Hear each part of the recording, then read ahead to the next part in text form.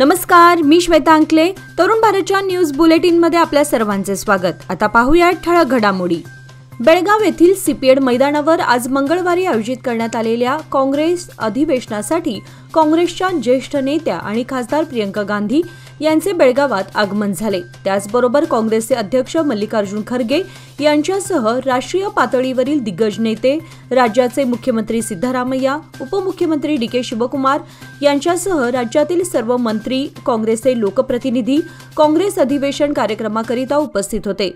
आज मंगळवार दिनांक 21 जानेवारी रोजी सकाळी सुवर्ण विधानसौध येथे मान्यवरांच्या उपस्थितीत महात्मा गांधीजींच्या भव्य पुतळ्याचे अनावरण करण्यात आले. विधानसभाध्यक्ष बसवराज होरट्टी, उपमुख्यमंत्री डी.के. शिवकुमार, खासदार प्रियंका गांधी, रणदीप सिंग सुरजेवाला, सचिव एच.के. पाटील, पालकमंत्री सतीश जारकीहोळी आदी मान्यवर व्यासपीठावर उपस्थित होते.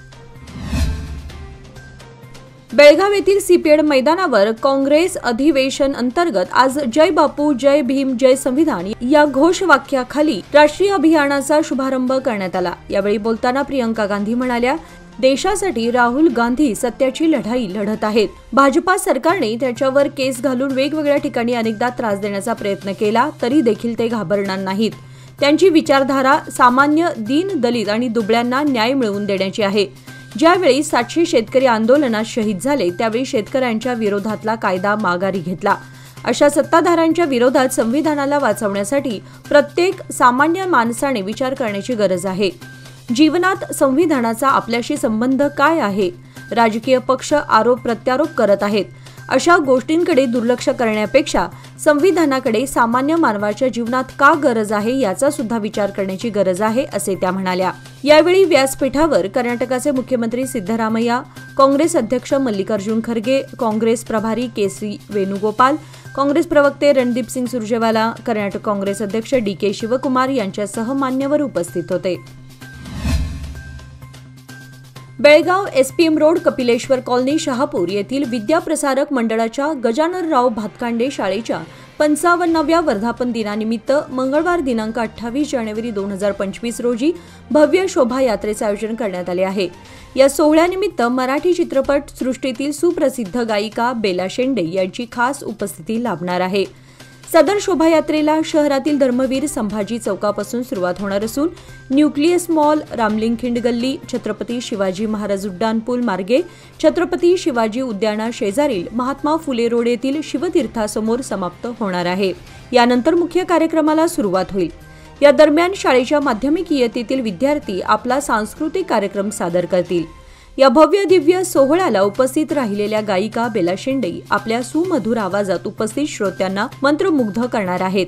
तरी या ऐतिहासिक कार्यक्रमाचे साक्षीदार बनण्यासाठी गजाननराव भातकांडे शाळेचे विद्यार्थी, माजी विद्यार्थी, पालकवर्ग तसेच हितचिंतकांनी या शोभायात्रा तसेच कार्यक्रमासाठी उत्स्फूर्तपणे सहभाग घेऊन शोभा वाढवावी असे आवाहन गजाननराव भातकांडे शाळेचे चेअरमन मिलिंद भातकांडे यांनी केलं आहे.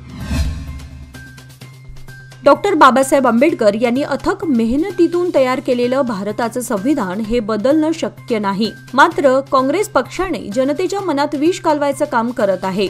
परंतु जनता आता सुज्ञ झाली असून त्याचा परिणाम नुकताच झालेल्या महाराष्ट्र विधानसभा निवडणुकीत स्पष्ट झाला आहे, असे मत भाजपचे राष्ट्रीय वक्ते डॉक्टर गुरुप्रकाश पासवान यांनी व्यक्त केलंय.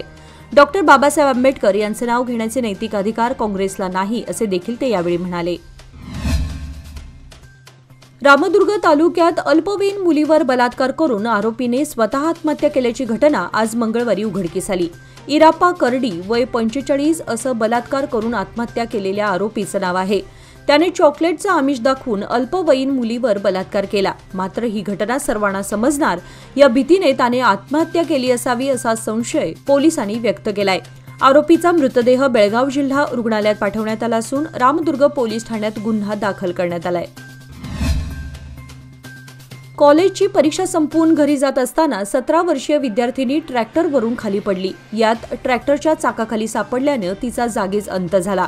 श्रुतिका इराप्पा रुद्रपुरी वय 17, राहणार हुकेरी, तालुका शिवपुरा असं मृत विद्यार्थिनीचं नाव आहे. ही घटना काल सोमवारी राष्ट्रीय महामार्ग 4 वर घडली. या घटनेने गावामध्ये तणाव निर्माण झाला होता. अधिक माहितीनुसार श्रुतिका ही यमकनमर्डी येथील शासकीय स्वतंत्र पदवीधर महाविद्यालयाची विद्यार्थिनी होती. यमकनमर्डी पोलीस ठाण्यामध्ये गुन्हा दाखल करण्यात आलाय।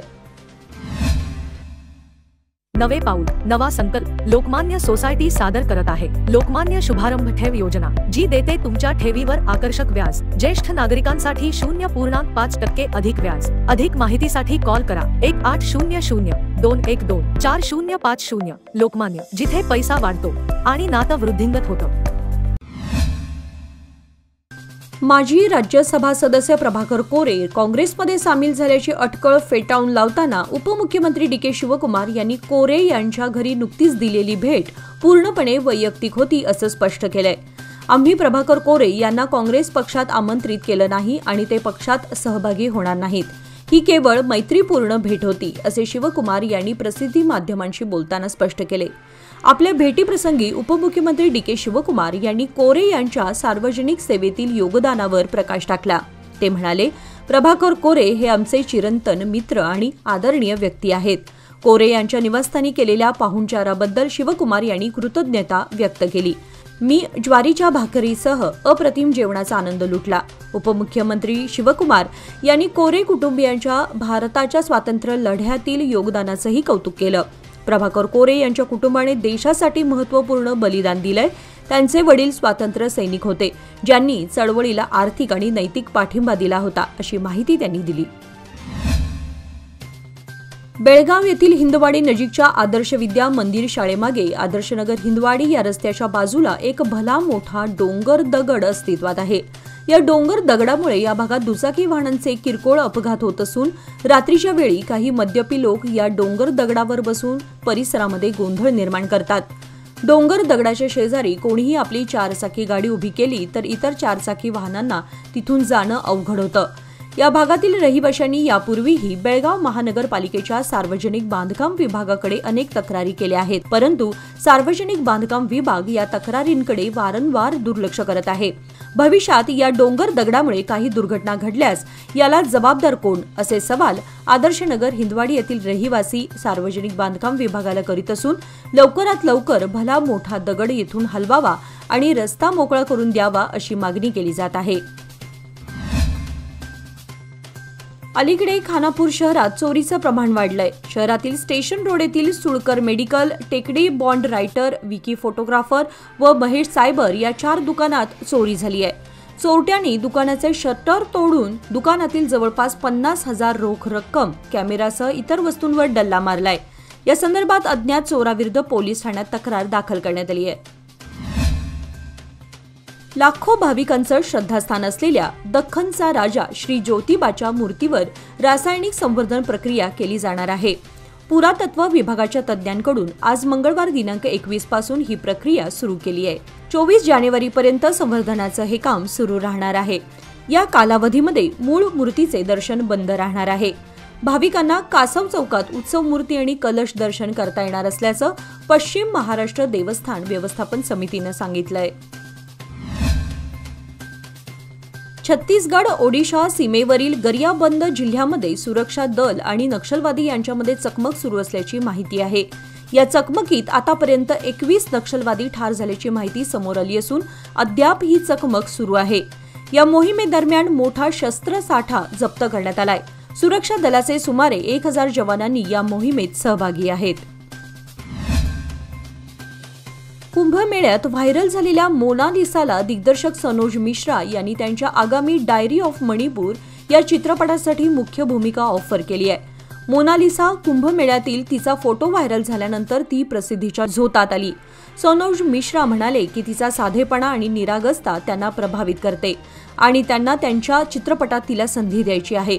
डायरी ऑफ मणिपूर हा चित्रपट मणिपूरच्या सामाजिक आणि सांस्कृतिक पार्श्वभूमीवर आधारित असेल। सनोज मिश्रा यांनी यापूर्वी the diary of West Bengal सारखे चित्रपट बनवले आहेत, जे सामाजिक मुद्द्यांवर केंद्रित होते। या प्रस्तावावर तिने आनंद व्यक्त केला आहे आणि म्हटलं आहे की ही तिच्यासाठी एक मोठी संधी असेल।